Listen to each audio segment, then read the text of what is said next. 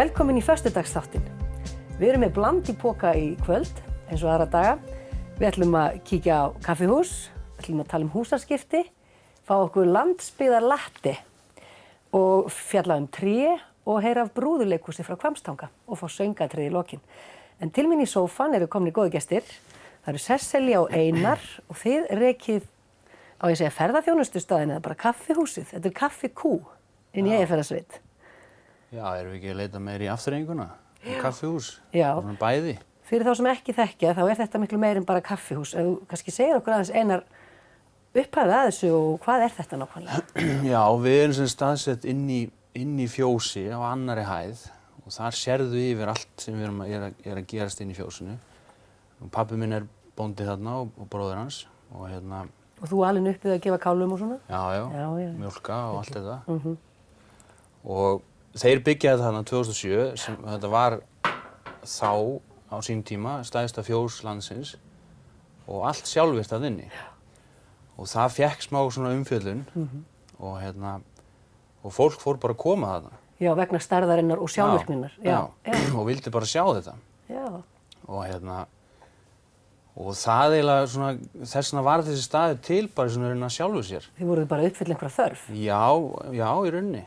Og ástæðan fyrir að við þorðum að gera þetta, það er náttúrulega því að kona mín, Sesselja, hún er náttúrulega lærið þjónn og var í veitingageiranum lengi og við svona, þess vegna þorðum við að gera þetta sko.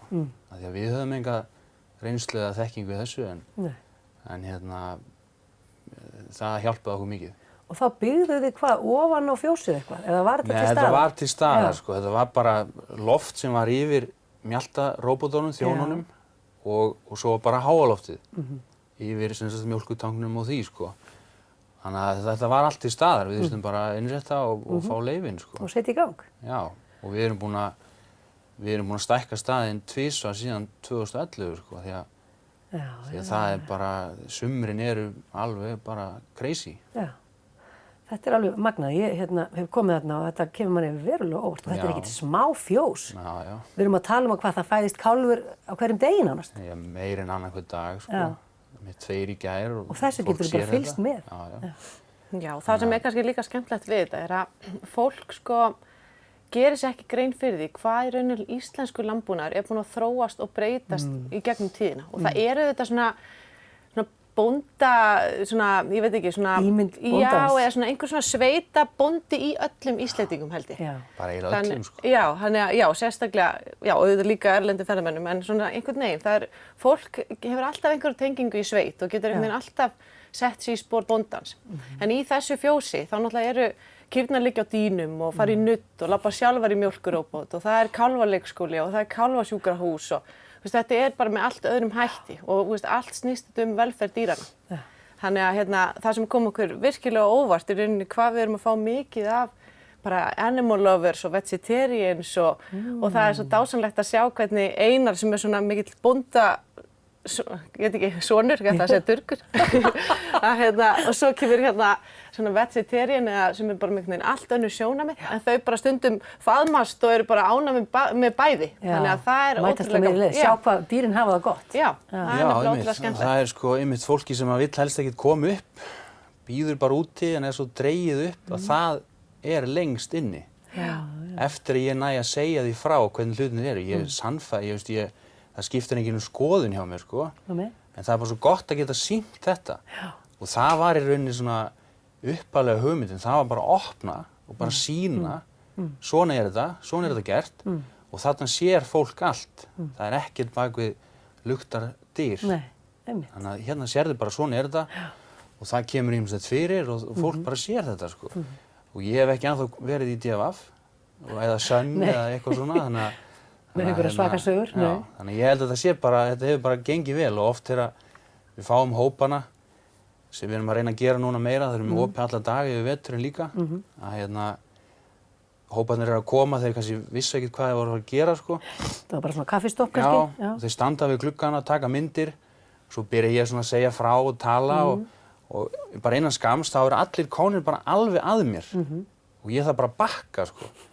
Þannig að fólki finnst þetta alveg ótrúlegt og það er, ég held að það sé svolítið erfitt fyrir fólk að bara átta sig á því að hversu mikið áhuga fólk sýnir þessu. En eru þið alltaf á staðnum til að segja einmitt frá þessari, því að þetta lítur að vera partur af upplifinu að koma í heimsókn, ekki bara að fá kaffi og ekki bara að horfa, heldur að heyra ykkur segja frá. Nefnilega. Þannig að eru þið þá alltaf á staðnum til að taka á móti hópunum? Já, þetta er frábær spurning hjá þér, Marja. Já, ánægð spurning, því að þetta er akkurat það sem við erum að fara að breyta. Já.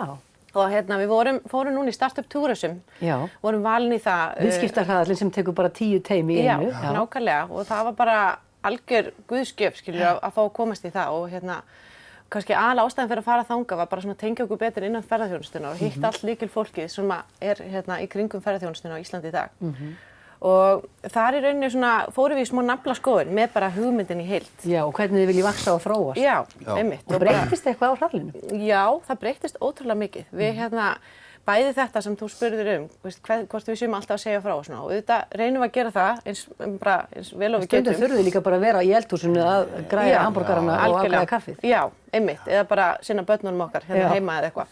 Og en þannig í rauninni erum við smá breyting á hjá okkur. Við erum að fara vera núna með svona ferðir í fjós. Það sem að ferðin byrjar, það er bara nokkur sinnum yfir daginn sem að verður farin ferð í fjós með þetta var svona guided tour sem að verður þá Einar eða ég sem verðum að fara með þá ferðir og þá í rauninni byrjum við bara að fara niður í fjós, ætlum að byrja fjósaferðin á að spila tónlist inn í fjósinu. Þá getur maður bara valið hvort maður hlusta á, leyfa kúnum að hlusta á klassík eða jazz eða íslenska tónlist. Svo segir Einar frá og allir komast í návi yfir kýrnar, smakka mjólk beint frá spena og og fá bara svona upplifið þetta alveg bara svona bæði í nándinni og bara í rauninni alla leið og fá að sjá hvar uppruni matvælina er. Og þetta er kannski svona hvað? 10 mínútur korter, 20 mínútur eitthvað svoleiðis? Já, við setjum svona 30 mínútur á þetta en túrinn sjálfur er kannski 15 en svo eins og Einar segir, svo er bara vakna svo margar spurningar og fólk er að spyrja og hvernig er hitt og þetta og á endanum stendur þarna bara klukkutíma og segir frá. Já, nákvæmlega. Þannig að við ákveðum að gera þetta svona og þá er verða bara svona skipulega ferðir og þá fá allir sömu upplifunin. Já. Og mun þetta kosta eitthvað eða á þetta vera? Já, við ætlum ekki að láta kosta neitt frá 16 ára aldri en þá er bara ókeypis fyrir börn en það kostar 1000 kall fyrir fullorðna. Þannig að og það er bara eitthvað sem við erum líka búin að spá í ótrúlega lengi, hvað við eigum að láta verðleggja okkur á og svona. Þetta er svona verðið sem við komumst að með aðstoð fagfólks í startupinu. Og hvað getið tekið stóra hópa, marga í einu? Við settum 20. 20 í svona, það er bara til að fólk geti heyrt í mér og fái upplifun. Þú þurfir ekki gjallarhorni. Já, nákvæmlega. Þetta er 4 sem á dag, ætlum við að reyna. Og ég held að þetta er svona líka ákveðin stýring fyrir okkur. Þið eru líka bara að svara þörf aftur. Þetta er það sem að fólk vill fá. Þetta er bara breyting og nákvæmlega. Heimsóknin breytir svo mikið leið og þú farið að heyra þessar upplýsingar. Þú getur setið þarna og horta á þetta og veist ekkert hvað að vera. En svo bara allt í einu, vá, er þetta svona? Og svona og koma spurningar og þetta bara vindur upp á sig alltaf. Í blá lokina því nú tíminn hlaupin frá okkur. Vil ég segja okkur frá geggjuðustu hugmyndinni sem er núna komin aðeins á stað, er það ekki? Jú, ég núna föstudaginn síðastinn, þá opinberuðum við svona leyndarmálið okkar sem við erum búin að vera að vinna í startupinu og það er að við ætlum að gera nokkuð sem hefur aldrei verið gert áður á Íslandi og en hefur verið gert út í heimi og við ætlum að nýta hráefnið okkar enn betur en við erum að gera í dag og verða bara fullkomlega sjálfbært ferðaþjónustu fyrirtæki. En með því ætlum við að opna mjólkurböð í Eyjafjarðarsveit. Og það er svona, við erum bara að gestir koma bara og baða sig í mjólkinni. Spren volgrið þá eða? Já, þetta verður heitt bað og þetta er í rauninni svona, þetta er ekkert nýtt á nálinni.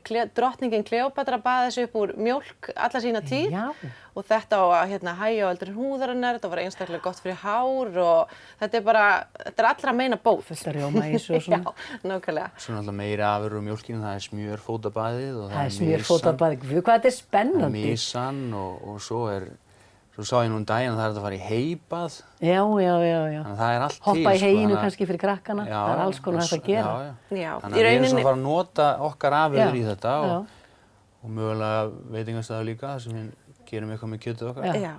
Já, í rauninni við ætlum að opna heilsuhótel, þetta er bara spa, mjólkurböð og bara svona heilsulind, heildræn svona high-end feeling og luxushótel. Já. Það hugmyndin. Þannig að það eru næstu verkefni. Það mikið framundan og spennandi og takk fyrir að koma að segja frá þessu. Já, og svo bara sömuleiðis. gleðilega páska. Gleðilega páska.